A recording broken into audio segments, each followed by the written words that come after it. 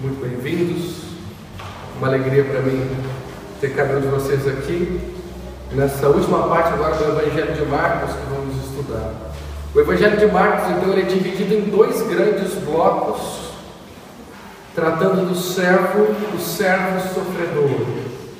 E a partir do capítulo 11, nós entramos então na segunda parte de Marcos, onde ele vai descrever o caminho do servo para conquistar a tão grande e maravilhosa salvação que nós temos em Jesus Cristo. Que em estudar Marcos, a partir do capítulo 11, Deus possa trabalhar em nosso coração, de forma a salvação que nós temos em Cristo Jesus ser algo vivo, real a cada um de nós. Eu quero convidá-lo então, a partir do versículo 1 de Marcos, capítulo 11, fazemos a leitura. Marcos, capítulo 11, versículo 1. Quando se aproximava de Jerusalém, de Betfagé e Betânia, junto ao Monte das Oliveiras, enviou Jesus 2 dos seus discípulos e disse-lhes: Ide à aldeia que aí está diante de vós, e logo ao entrar achareis preso um jumentinho, o qual ainda ninguém montou. Desprendei-o e trazei-o. Se alguém vos perguntar: por que fazeis isso? Respondei: o Senhor precisa dele, e logo o mandará de volta para aqui. Então foram e acharam o jumentinho preso junto ao portão do lado de fora da rua, e o desprenderam. Alguns dos que ali estavam reclamaram: que fazeis soltando o jumentinho? Eles, porém, responderam conforme as instruções de Jesus. Então os deixaram ir. Levaram o jumentinho, sobre o qual puseram as suas vestes, e Jesus o montou. E muitos estendiam as suas vestes no caminho, e outros ramos que haviam cortado dos campos. Tantos que iam adiante dele, como os que vinham depois, clamavam: Hosana, bendito que vem em nome do Senhor, bendito o reino que vem, o reino de Davi nosso pai, Hosana nas maiores alturas. E quando entrou em Jerusalém no templo, tendo observado tudo, como se fosse já tarde, saiu para Betânia com os 12. Santo Deus, nosso querido Pai, nós te louvamos pela tua palavra, que é viva e eficaz, e que tem o poder de transformar as nossas vidas. Nosso Deus e nosso Pai querido, esta noite nós lhe suplicamos, Hosana, Senhor. Nós lhe suplicamos para que o Senhor intervenha em nossas vidas, e que possamos encontrar, ó Deus, em Jesus Cristo, a resposta para a nossa vida, o desejo de viver para a tua glória, e a certeza que podemos ter pela fé de que tu és o nosso Deus e nosso grande Salvador. Nosso Deus, toma cada um dos teus filhos de maneira especial e conforta-os através da tua santa palavra. Nos encoraja, nos admoesta também. Ó Deus, pois te suplicamos e oramos em nome do Senhor Cristo Jesus. Amém. Agora ele veio para Jerusalém. Então ele está chegando agora na cidade, e aqui nós temos ele então adentrando as portas da cidade de Deus, Jerusalém. Ele está indo para lá, ele estava decidido a fazer. O que ele faria em Jerusalém? Ele está indo para morrer. Ele tinha ciência disso, que em Jerusalém ele seria morto, ele seria entregue aos principais sacerdotes, escribas e anciãos. Ele tinha sim essa noção. Sim, mas melhor ainda, ele está indo para dar a sua vida. E chegou o dia que ele vem. O homem de dores, que é Jesus Cristo, via algo vindo em sua direção. Ele já sente algo da perfídia, da hipocrisia, da calúnia, do escárnio, da dor e da vergonha, que como uma avalanche ameaça massacrá-lo. Ele tinha noção de todas essas coisas, conforme ele já havia ensinado os seus discípulos. Contudo, pensando em você, pensando em mim, pensando na sua igreja, ele não retrocede e nem para. Ele está decidido, com uma determinação maravilhosa, ele caminha em direção a ela, porque sabe que isso é necessário para poder salvar o seu povo. Esse é o nosso Senhor Jesus Cristo, que não retrocedeu nem por um momento. A Escritura diz: tendo amado os seus, amou-os até o fim. E agora havia chegado o grande momento. Ele está às portas de Jerusalém. Não tem nada de improvisação, nada de surpresa. Ele veio para essa hora. E nesse ponto tem início a narrativa da paixão de Cristo, a qual nós vamos estudar a partir do Evangelho de Marcos. Você pode olhar essa série como a paixão segundo Marcos. E chegou o momento, chegou o grande momento, ele veio. E meus amados, conforme disse o profeta Zacarias, no capítulo 9, versículo 9, a profecia já falava sobre o rei que viria. Ele veio e ele vem. A Escritura diz que ele viria, e a promessa de Deus não tardou. A promessa de Deus não tarda.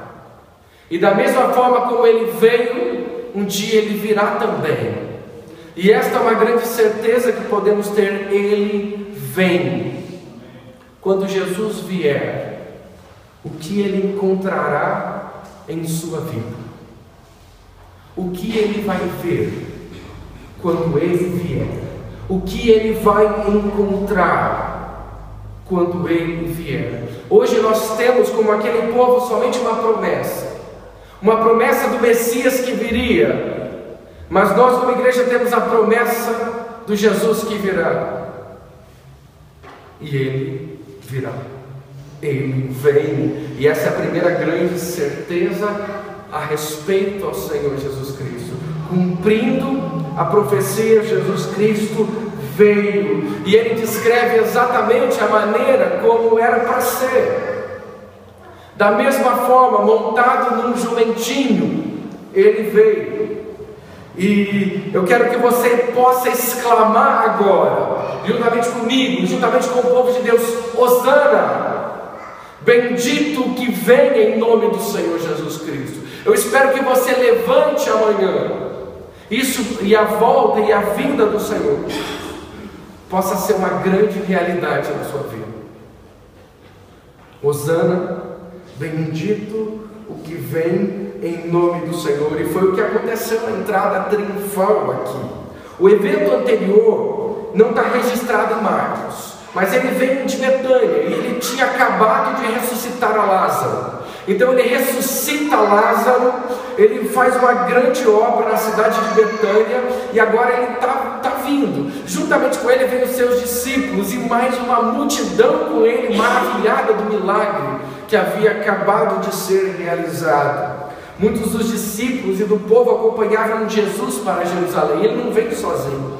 Junto ao Monte das Oliveiras, Jesus manda seus discípulos trazerem um jumentinho. Note o versículo 1 e 2. E disse-lhes, versículo 2: ide à aldeia que está diante de vós, e logo ao entrar achareis preso um jumentinho, o qual ainda ninguém montou. Desprendei-o e trazei-o. Então ele manda trazer um jumentinho ainda não domado. E ele dá instruções específicas no versículo 3. Se alguém vos perguntar: por que fazeis isso? Respondei: o Senhor precisa dele, e logo o mandará de volta para aqui. Quando lhe perguntarem por que vocês estão fazendo isso, diga que eu preciso dele. Diga que Jesus precisa dele, e que logo o mandará para aqui. Queridos, é interessante que nós notamos aqui homens e mulheres que estavam prontos para servir de muitas maneiras. O que os discípulos fizeram? Foram. Se os discípulos tinham condições de ajudá-lo, eles estavam prontos para fazê-lo. Tudo o que precisavam era ouvir: o Senhor precisa. E imediatamente eles foram desatar o jumentinho.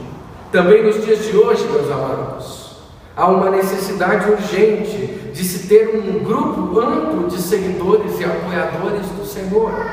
Em chegando a Jerusalém, depois de desatar o jumentinho, trouxeram a Cristo, e eles prepararam aquele jumentinho com vestes para ficar confortável. Jesus o montou, e ele começou então do Monte das Oliveiras até a entrada de Jerusalém, montado no jumentinho. É interessante que o jumentinho não empacou.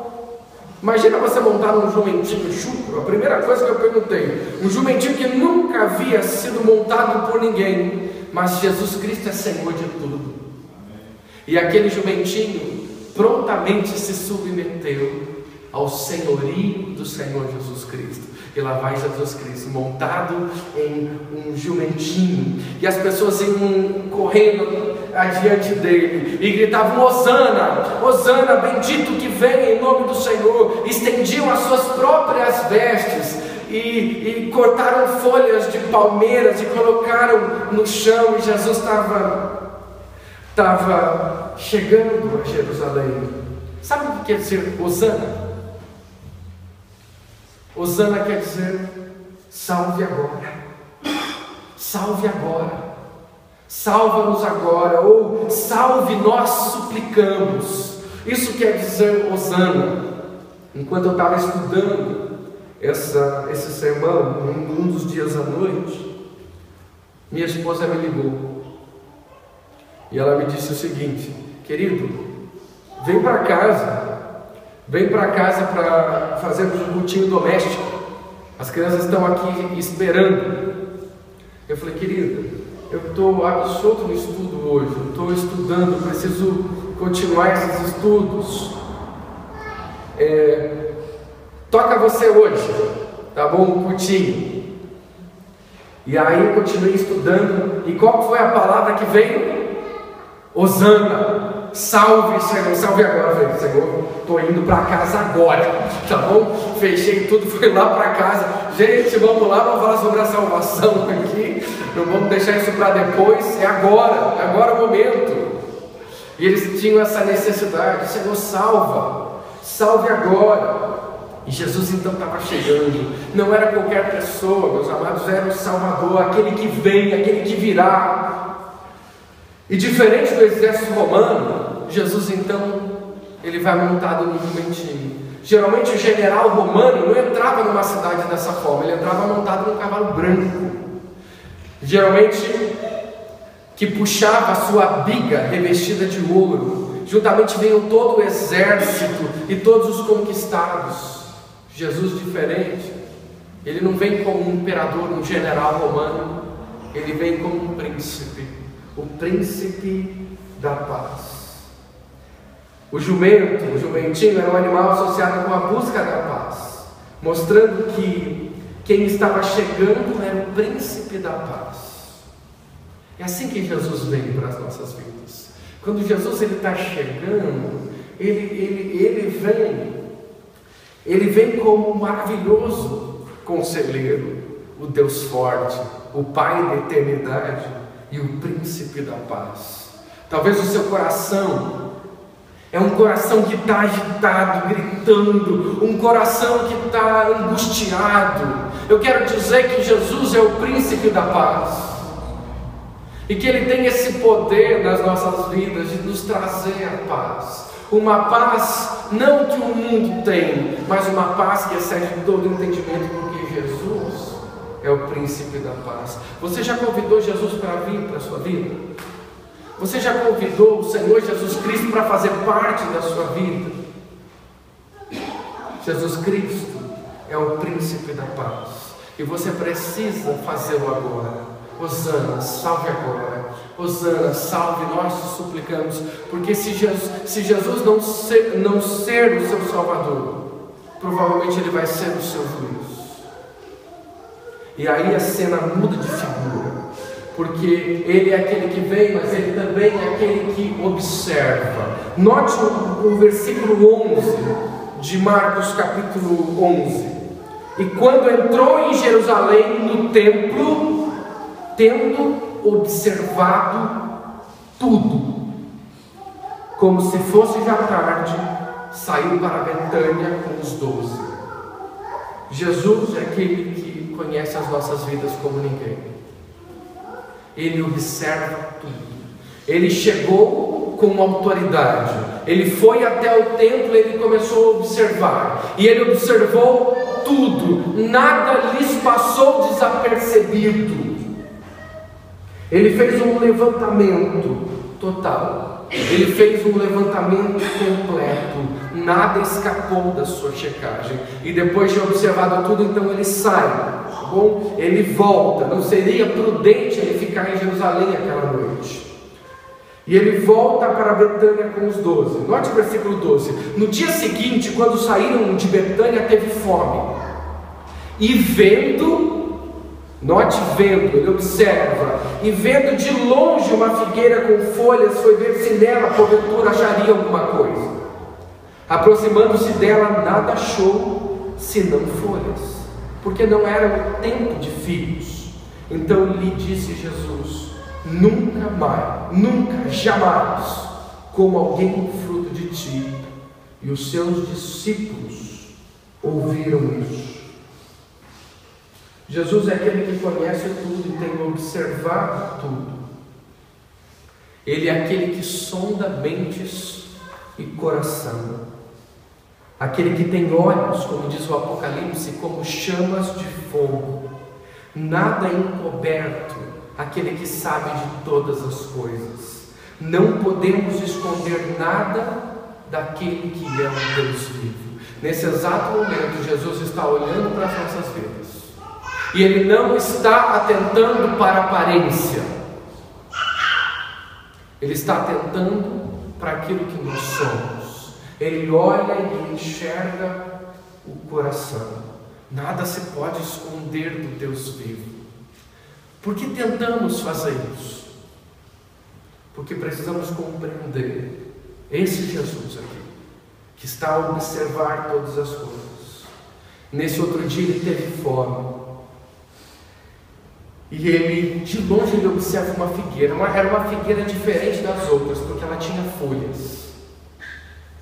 E na figueira, é interessante que os frutos vêm antes das folhas.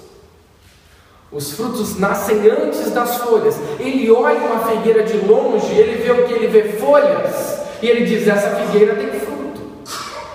Eu vou até ela. E ele vai lá conferir os frutos da figueira. É interessante que, apesar de Jesus ser completamente Deus, ele também é completamente humano. Como ele se assemelha a todos nós. E é gostoso de ouvir que Jesus teve fome. Jesus teve fome. Jesus é aquele que conhece as nossas fraquezas, todas elas. Hebreus capítulo 4, versículo 15 diz: porque não temos sumo sacerdote que não possa compadecer-se de nossas fraquezas.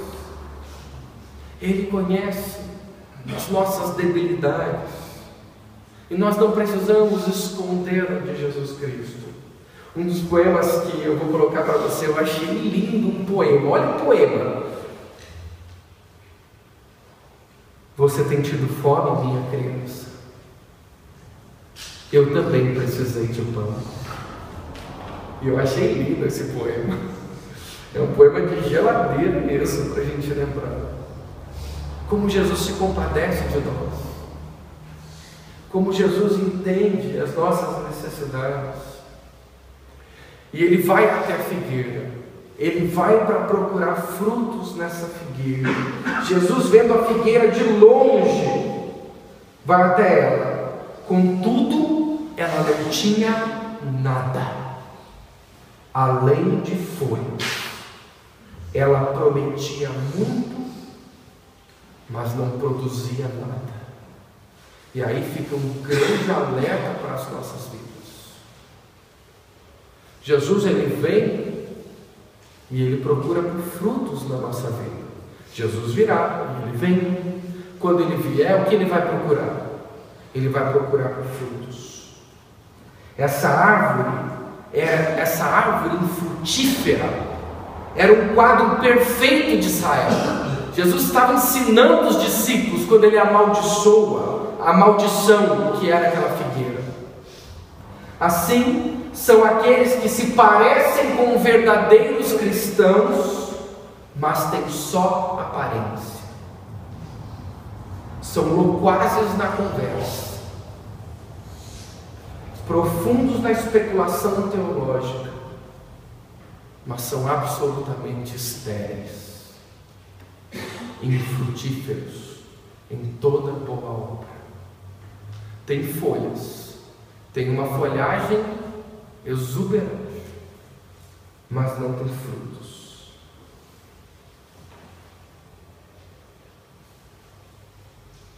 A figueira sem fruto era uma figueira diferente. Ela parecia desafiar as estações do ano. Como eu já disse, os frutos vêm antes das folhas. Era para aquela figueira ter frutos se ela tinha folhas. Folhas pressupõem frutos. Ela fazia propaganda do que não tinha. Algumas pessoas, inclusive, parecem adiantadas, mas é só fachada. É só aparência. Várias pessoas são assim. Se preocupam com o exterior e não se preocupam com o coração. Queridos, Deus está interessado no coração, não tanto nos seus resultados.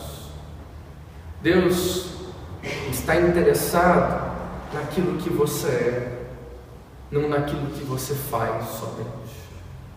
Porque você pode fazer algo de uma forma muito errada e Ele rejeitar, como Ele rejeitou as festas de Israel, como Ele rejeitou os sacrifícios de Israel, como agora, nesse exato momento, Jesus está rejeitando o serviço de adoração no templo. Jesus rejeitou a adoração, uma adoração falsa, uma adoração que tinha só aparência e não coração. Essa figueira ilustrava exatamente esse tipo de pessoa que não tem coração, somente a aparência. Essa figueira sem frutos atraiu a atenção de Jesus. As demais provavelmente ainda não tinham folhas. Essa figueira representa aqueles que sem nenhuma modéstia tocam trombetas e anunciam frutos que não possuem. E esta é a maior vergonha que você vai poder passar, em anunciar aquilo que você não tem. Meus amados, fica um grande alerta para as nossas vidas. Não podemos viver dessa forma. Eu prefiro muito mais aquelas pessoas que dão 2 passos para trás, mas eles dão 1 para frente. E temem a palavra de Deus, e se curvam diante dela. Quando Deus diz, Ele pode não ter uma vida, vamos assim dizer, moralmente perfeita. Ele não pode ser o melhor exemplo moral, mas ele se curva diante de Deus. Ele se curva diante da palavra de Deus. Pior aqueles que são perfeitos, moralmente perfeitos, mas quando você abre a Bíblia, ele não ouve. Uma figueira sem fruto, cheio de folhas, cheio de ousadas asseverações. O crentez dele é lindo e só, não tem fruto espiritual, é estéril. Eu quero dizer para você tremer mesmo, a gente tem que tremer com isso. Isso não pode ser tido como algo leviano, porque Jesus tem o direito de procurar frutos em nossas vidas. Não temos nada que esconder dele. Ele tem este direito absoluto de procurar por frutos em nossas vidas. E ele não se contenta com folhas. Ele quer os frutos. Jesus não se deixa enganar. Não foi assim que muitos falaram para ele? no último dia? Senhor, em teu nome nós não pregamos. Senhor, em teu nome nós não expulsamos demônios. Senhor, em teu nome não fizemos, é fazer, não é coração, meus amados. Não fizemos isso e aquilo. Ele diz: eu nunca vos conheci, você é um estranho para mim. E já que você gosta de iniquidade, é para lá que você vai. Apartai-vos de mim, malditos, para o fogo eterno, juntamente com o diabo e os seus anjos. Cheio de folhas, sem nenhum fruto, foram rejeitados pelo Senhor. Que tipo de frutos você tem dado na sua vida? O cristianismo é algo sério. Quando se trata de perdão, quando se trata de amor, quando se trata de fruto espiritual, o cristianismo é levado a sério. Eu não estou dizendo da organização eclesiástica, tá bom? Dos títulos, do que você pode querer pensar como igreja. Eu estou dizendo do fruto do Espírito, que é amor, que é alegria, que é paz, que é longanimidade, que é benignidade, que é bondade, que é fidelidade, que é mansidão, que é domínio próprio. Porque contra estas coisas não há lei. E isso só vem de Deus. Uma organização eclesiástica, os mormons têm, os adventistas têm, mas coração,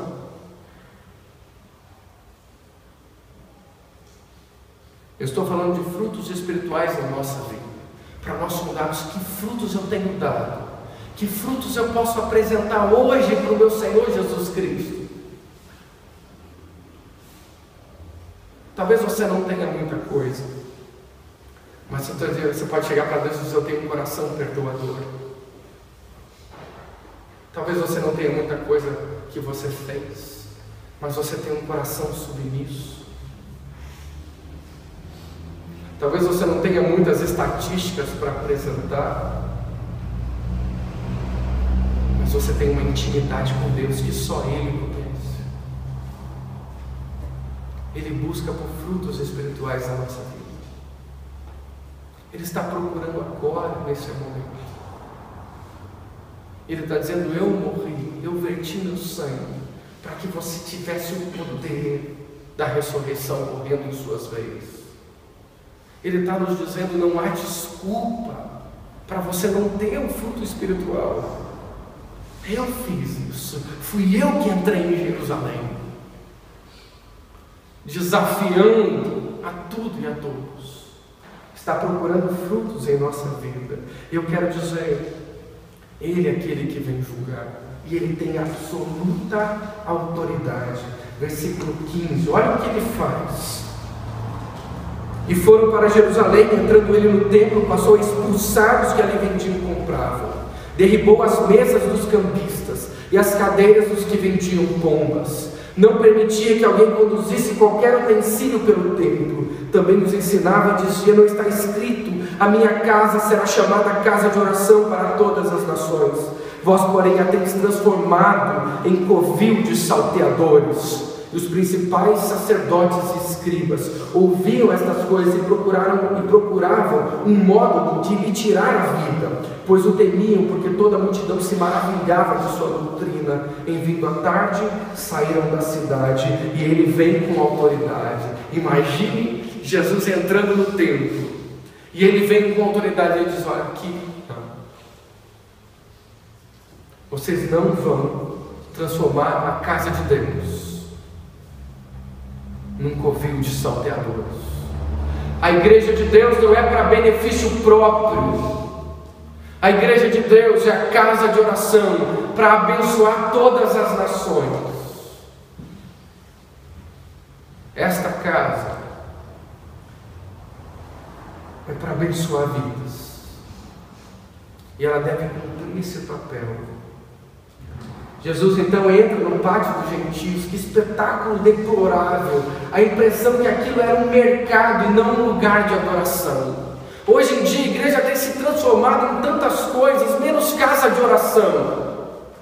Existe um vídeo no YouTube que é o culto de quarta-feira. Alguém já assistiu? Como que é o nome do site? Porta estreita, digita assim, ó, porta estreita, culto de oração. É interessante que o pastor, ele está na quarta-feira e ele está sozinho no culto de oração. E aí chega um irmão, né? Ô meu irmão, que bom que você veio para o culto de oração. E ele diz assim: não, pastor, é o seguinte, que eu vim só buscar meu celular que eu esqueci na igreja do mundo. E ele pega o celular e ó, se manda embora. Para mim, o culto de oração tinha que ser o nosso maior culto. Tinha que ser o culto mais frequentado da nossa igreja. Tinha que ser algo que fosse real em nossas vidas. A gente vai falar de oração já já. Prepara o coração, porque oração é tremenda. É algo maravilhoso. E ele vem e diz: olha, vocês não podem desvirtuar o propósito que eu fiz. Isso aqui, meus amados, é uma igreja. E nós não vamos transformá-la numa empresa. Nós não vamos transformá-la num show. Nós não vamos transformá-la num mercado. Estamos tratando da casa do Deus vivo. E quando você vier para cá, eu quero que você saiba que você está vindo para a igreja do Senhor Jesus Cristo, um local de adoração, um local de louvor, um local da palavra de Deus ser pregada. Não venha aqui tentando receber alguma coisa. Não venha com esse pensamento: o que eu vou ganhar, o que as pessoas vão me dar. Não, venha com a ideia de adorar e servir o Deus vivo e verdadeiro. Venha para a igreja. Se você tiver uma noção correta da igreja, você não perde mais nenhum culto. Você não vai trocar o culto por nada nessa vida, porque se trata da casa de Deus, da igreja do Senhor Jesus Cristo, a qual Ele comprou com o seu próprio sangue. E é lá que eu vou estar. É ali que eu vou estar, é na presença dEle que eu vou fazer. É interessante uma informação aqui, que Deus, Ele censura não só os vendedores, mas Jesus também censura quem? Os que vendiam e compravam. Não importa em que lado você está, Ele censura ambos os lados. A concessão do vendedor tinha se tornado a conveniência do comprador, e o que recebia era tão mal quanto o que enganava. E na igreja de Jesus Cristo nós precisamos entender isso. O nosso papel aqui é adorar o Senhor. Não importa se você é o fofoqueiro ou se você é o que ouve a fofoca. Para Cristo Jesus é a mesma coisa. Ele censura os que compravam e os que vendiam. E nós não podemos permitir. Ele exige de nós reverência. Nós devemos pensar em Deus. Jesus puniu a degradação da religião, insistiu na questão da reverência. Aqui é a casa de Deus. Não podemos tratar a casa de Deus de qualquer forma. Aqui é a casa do Senhor, deve ser valorizado. A casa de Deus deve ser colocada em alta estima. Você deve ser um Davi: e habitarei na casa do Senhor por longos dias. Ele reprovou a fraude, especialmente a religiosa, e exigiu honestidade. Na casa de Deus, Deus exige honestidade. Deus agora está exigindo de nós honestidade, palavras do próprio Cristo. E as pessoas, elas procuravam formas de ganhar umas das outras. Era mais política do que adoração. E ele diz: isso está errado. Você precisa ser honesto. Você precisa de honestidade. Você tem sido uma pessoa honesta para com seus irmãos? Porque às vezes eu percebo tamanha desonestidade. Isso dentro da casa de Deus. Pessoas que fecham o seu coração. Pessoas que escondem seus pecados e que não os tratam. Pessoas amarguradas. Pessoas iracundas. Pessoas tristes. Pessoas cheias de fardos. Porque não são honestas para com seus irmãos, porque não são honestas para com o Senhor Jesus. Esse quadro precisa mudar. Ai, grande esperança, meus amados. Jesus, ele não aceita a desonestidade. Ele não aceitou a indiferença em relação aos que desejavam adorar a Deus em espírito e em verdade, e ao declarar que o templo deve ser a casa de oração para todas as nações. Ele não nos quer indiferentes. Ele está dizendo: olha, é melhor que você seja frio ou quente, porque se você for frio, eu consigo tratar você, do que você ser morno. A indiferença é um dos pecados mais terríveis. Ela cozinha a nossa consciência, ela nos torna frios, duros, insensíveis, e nós paramos de ouvir a voz de Deus. Provavelmente aqueles mercadores ali achavam que aquilo era normal, quando não era. E Jesus então entra para mudar, e ele tira aqueles mercadores ali, ele os expulsa dali. E meus amados, ele tem autoridade para mexer em nossas vidas. Você está disposto a permitir: Senhor, mexe na minha vida, expulsa os compradores, expulsa a conivência do meu coração, me dá um coração puro para que eu possa adorar o teu nome. O Senhor tem autoridade. Que sejamos como Jó: o Senhor dá e o Senhor tira. Ele tem essa autoridade sobre a nossa vida. Ele é um Senhor absoluto na minha vida, e Ele tem este direito.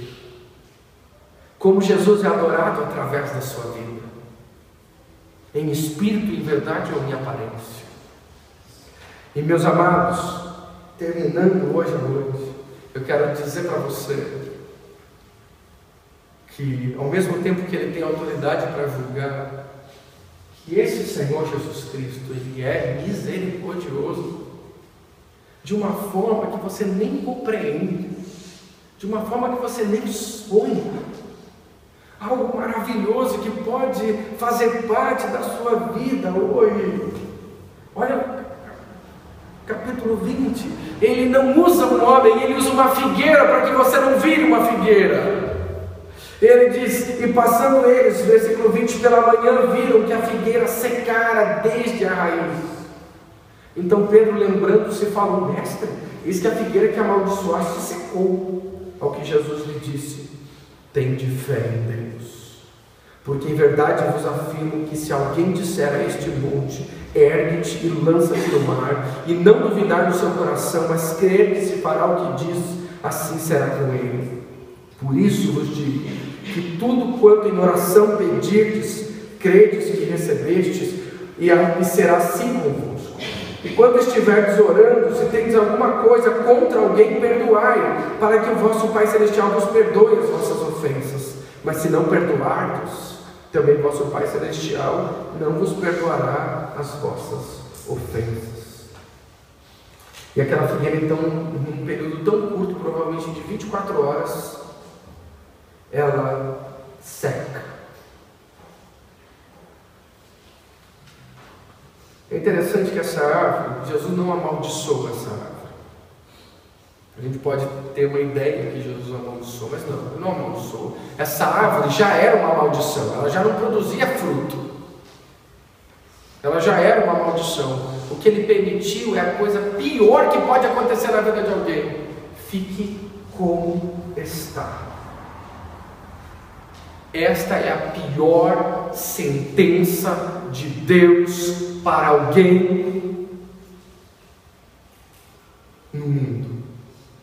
Essa árvore, ela não foi amaldiçoada, ela já era uma maldição, e Jesus só falou para ela: fique como você está, não mude mais.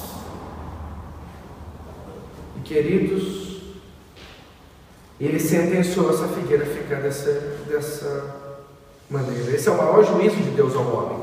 Queridos, Deus não manda a gente para o inferno. O homem já nasce condenado ao inferno. Essa é a condenação pelo fato do homem ser pecador. E o homem que não tem Jesus Cristo já está condenado, a Bíblia diz, porquanto não creu no nome do Filho de Deus. O homem já está condenado pelo fato dele ser pecador, não pelo fato de Deus ser maldoso e querer que alguém vá para o inferno. A vontade de Deus é que ninguém vá para o inferno. Eu quero que você entenda isso. A vontade de Deus é que todos se salvem e cheguem ao arrependimento. Esse é o desejo de Deus. Mas a condição de pecador leva o homem para o inferno, e em ele rejeitar o Senhor, ele fica como está, indo para o inferno. Está percebendo? Para o crente também isso pode ser uma verdade. Não que ele vá para o inferno, porque ele já é salvo, mas talvez você está como está há muito tempo,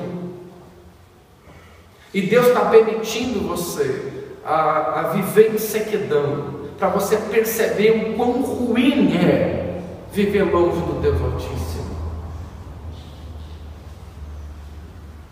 Meus amados, a pior coisa no mundo é um cristão estéril, alguém que não produz frutos, porque ele foi criado em Cristo Jesus para as boas obras, as quais Deus preparou. Isso não pode acontecer conosco. Nós precisamos, devemos dar fruto. Qual que é o remédio? Qual que é o remédio? O que Jesus fala para Pedro? Tende fé. Note lá. Versículo 22, é o que Jesus lhe disse. Tende fé em Deus. E aí vem aquela palavrinha tão pequenininha, que tem o poder de transformar tudo. Duas letras. Começa com é isso aí, fé. Fé. O que é a fé?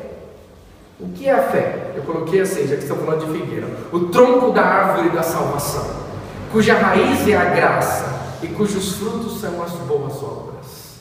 Isso é fé. Meus amados, a Bíblia é cheia de fé. A fé era o meio de justificação de Abraão. Abraão foi justificado pela fé.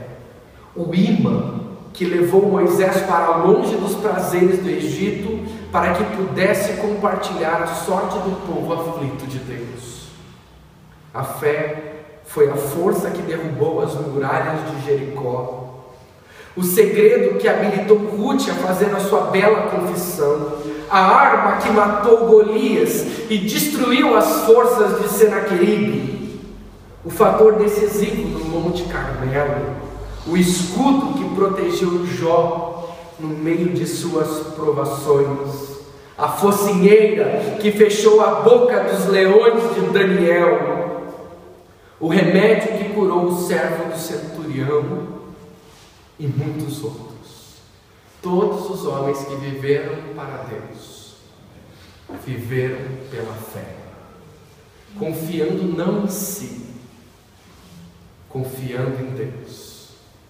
E Jesus chega para Pedro e diz: você quer ver esse quadro diferente? Pedro, você quer ver esse quadro? Porque é triste o que aconteceu com essa figueira. Tem de fé em Deus. É isso que vai permitir você. Lança a sua vida. Fé é depositar confiança. Você está disposto hoje a depositar confiança em Deus? A fazer esses depósitos? Eu vou confiar em Deus.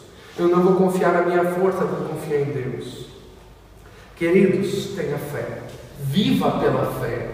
Confia nesse Deus. Tenha a força que vem dele. As Escrituras vão descrever a fé como sendo o descanso nos braços eternos. Alguém quer descansar? A fé permite você descansar. Às vezes as pessoas estão desanimadas, sem perspectiva. E agora, Senhor? Agora é hora de descansar. E a fé vai permitir você descansar. Deus está cuidando da minha vida. Eu confio nele. A entrega do próprio caminho a Deus, confiando nele, sabendo que ele fará o melhor. A fé é o recebimento da vida eterna como uma criancinha. Talvez você hoje diga: pastor, eu quero receber Jesus Cristo pela fé. Eu quero que Jesus seja o meu Salvador. Eu quero que Ele produza frutos na minha vida. Eu não quero só ter folhagem, eu quero ter fruto, eu quero Jesus na minha vida. Porque hoje você não crê. porque hoje você não entrega a sua vida a Jesus Cristo. É maravilhoso, é estar seguro do que esperamos e convencidos do que não vemos. E eu quero dizer para você que a Escritura diz que a fé é a vitória que vence o mundo. Através da fé você vai vencer o mundo, vai vencer o mundanismo, vai se apegar a Deus. Está pronto para caminhar com Jesus? Jesus entrou em Jerusalém, você pode ir com Ele. Vamos até o fim com Ele, até a cruz do Calvário, e vamos viver essa vida. Podemos, através de Jesus, ter uma vida frutífera e autêntica. Deus não quer ninguém secando aqui. Deus não quer ninguém entregue a si mesmo aqui. Deus, Ele quer ser o Senhor absoluto na sua vida. Ele está disposto a fazê-lo. Tem de fé em Deus por Ele. Essa fé supera qualquer dificuldade. Jesus disse assim: olha, se você tiver fé, você pode dizer para o Monte das Oliveiras, se arremessar no Mar Morto, que isso vai ser possível. A ideia, quando ele dá essa hipérbole do Monte das Oliveiras ir para o Mar Morto, sabe qual que era a diferença de distância? É você pegar uma montanha inteira e jogar lá 1 quilômetro e 300 metros abaixo. A fé é tão poderosa que ela vence qualquer dificuldade. Não tem nada difícil para Deus. Você não vai poder dizer: ah, Senhor, ainda não dá, né? Isso é muito difícil. Ah, Senhor, quando eu parar de fumar, aí sim, Senhor, eu vou ter fé. Senhor, não, deixa Deus resolver a sua vida. Deixa Deus ser Senhor da sua vida. Entrega tudo que você tem para Ele. Entregue as suas dificuldades para Ele. Não tenta resolver o que só Deus pode fazer. Não há obstáculos difíceis para Deus. Você não consegue perdoar alguém? Vai para Deus. Pela fé você vai vencer. Você tem dificuldades para viver uma vida cristã saudável, piedosa? Tem de fé em Deus que você pode ter vitória. Se concentre na vontade dEle. Não há desculpas para nenhum de nós. Você pode inventar um monte delas, mas Ele está dizendo para você: tem de fé em Deus. Se Jesus pediu, se Jesus disse, é porque pode. E você vai aprender com o tempo a pedir segundo a vontade dEle. O gostoso de se entregar para Cristo é que você aprende a orar, e você vai começar a aprender a orar, porque a maioria não sabe orar.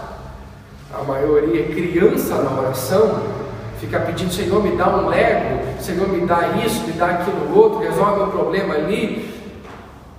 Quando quarta-feira nós até estudamos isso de uma forma bem diferente. E quando a gente vai se entregando a Deus, o que é gostoso é que a gente vai aprendendo a orar segundo a vontade dEle. A vontade dEle vai ficando clara, a gente vai aprendendo a orar essa vontade, e daí começam as bênçãos a ser derramadas na nossa vida. Começa um rio de bênçãos, chuvas de bênçãos. Gente, bênçãos sem medida, para aqueles que aprendem a orar segundo a vontade de Deus. E a verdadeira oração, meus amados, eu tenho que lhes dizer, envolve perdão tanto quanto fé. E ele parece que põe uma cláusula aqui. Ele está dizendo: você quer vencer? Você precisa de fé. Só que você precisa cumprir uma cláusula. Essa cláusula chama-se perdão. Para que você possa entender o meu perdão, você precisa também perdoar outros. Eles andam juntos. Eu preciso estar em comunhão tanto com Deus no céu quanto meu irmão em Cristo na terra. Não existe isso de falar: eu estou bem com Deus no meu irmão. Não existe isso. Ele está dizendo: é impossível, porque se você não perdoa, tampouco Deus o faz. Vai resolver primeiro a sua pendência, para que você possa viver para Cristo. Você quer viver para Cristo? Você vai ter que entender esse tópico. Onde não há um relacionamento horizontal, não há relacionamento vertical. Se você vive em guerra com seus irmãos, não queira dizer que está bem com Deus. Não podemos amar a Deus e odiar os irmãos. Deus está vendo isso também. Ele não o aceita. Ele está dizendo aqui. É Ele que pôs a cláusula, não fui eu que inseri. É o Senhor Jesus Cristo que está dizendo. Queridos, quando o Senhor vier e Ele vem, o que Ele vai encontrar? Ele vai vir procurar. E o que Ele procura em nossas vidas? O que? Frutos. Ele procura frutos em nossas vidas. O Senhor conhece a nossa vida e os nossos pensamentos. Ele não atenta para a aparência, nem para o discurso. Ele vê o coração e procura por frutos. Você tem se parecido com a figueira, cheia de folhas, mas sem frutos? Tem procurado esconder a podridão interior com uma capa de religião? É desonesto para com você, seus irmãos e para com Deus? E como é fácil a gente enganar os outros e até mesmo se enganar depois de um tempo. Reconhece que Jesus tem o direito de julgar e que por causa dos pecados está fadado ao fracasso. Esse é o quadro do amor. E o quadro pode ser mudado na medida que você aceita pela fé a oferta que Jesus tem para lhe dar. Confia em mim. Você está disposto a depositar a sua confiança nele, independente do que você pode perder, independente da afronta que você possa ter, independente de quão ultrajado você possa ser? Você está disposto a entregar a sua vida e confiar nele dessa forma? Pedir para que ele seja Senhor absoluto da sua vida e viver para a sua glória? Se você está disposto, espere uma vida cheia de frutos e vitoriosa. Há somente duas maneiras de viver, meus amados. Viver para si, fazendo o que bem entende e conforme o que lhe agrada. Ou viver para Deus, fazendo a vontade de Deus, conforme é agradável ao Senhor. E aí Ele deixa para nós esse caminho. Esse é o caminho do Rei. Hosana, bendito aquele que vem em nome do Senhor. Esse é o caminho que Jesus seguiu. Esse é o caminho que nós vamos seguir. O caminho do Senhor, o caminho de Jesus Cristo. Que esta semana você possa aceitar o desafio de viver pela fé. E talvez você ainda não tenha certeza da sua salvação. Você está cheio de folhas, mas não tem frutos. E você quer dizer: eu quero entregar hoje a minha vida para Cristo. Alguém? Levanta a sua mão e eu vou orar por você. Alguém hoje à noite? Amém? Deus seja louvado. Vamos orar, vamos pedir a graça de Deus. Pai querido, meu amado, obrigado, Senhor, porque Jesus Cristo é Salvador. Eu sou grato, ó Deus, porque Ele é misericordioso, ainda que tenha o direito de procurar Ele em nossas vidas e ainda que Ele conhece a cada um de nós. Ó Deus, nós não queremos o juízo, mas a misericórdia, em viver para Ti, na certeza de que Jesus pagou o alto preço pelos nossos pecados. Ó Santo Deus, obrigado, Senhor, pela Tua graça. Ó Deus, queremos viver de uma forma diferente essa semana, queremos viver confiando nos Teus recursos, na Tua graça, na Tua vontade, em aprender a orar e a valorizar, Pai, a Tua casa, a Tua igreja como algo, ó Deus, para o nosso bem, para o nosso crescimento. Senhor Deus, obrigado pelos Teus filhos que responderam hoje à noite o chamado, ó Deus, para ouvirem a Tua palavra. Eu sou grato a Deus por estas vidas, pedindo, Senhor, que frutifiquem toda boa obra, pedindo que sejam rebentos do Senhor, Pai, Te glorificando, Te exaltando nas maiores alturas, pois Tu és Deus e é digno de toda adoração. Ó Deus, faz destes crentes aqui hoje, Senhor, instrumentos nas Tuas mãos, para que o Senhor seja glorificado, para que a Tua igreja experimente a Tua vontade, que é boa, agradável e perfeita. Eu venho orar, Senhor, por essa jovem. Deus, obrigado, ó Deus, em perceber que ela estava atendendo, ó Deus, a Tua palavra, a Tua voz. Eu quero pedir, Senhor, que ela hoje, Pai, possa, entregando a sua vida a Cristo, ter esta certeza da vida eterna e viver inteiramente para a tua graça e glória. E eu te louvo, oro em nome de Cristo Jesus. Amém. Deus seja louvado.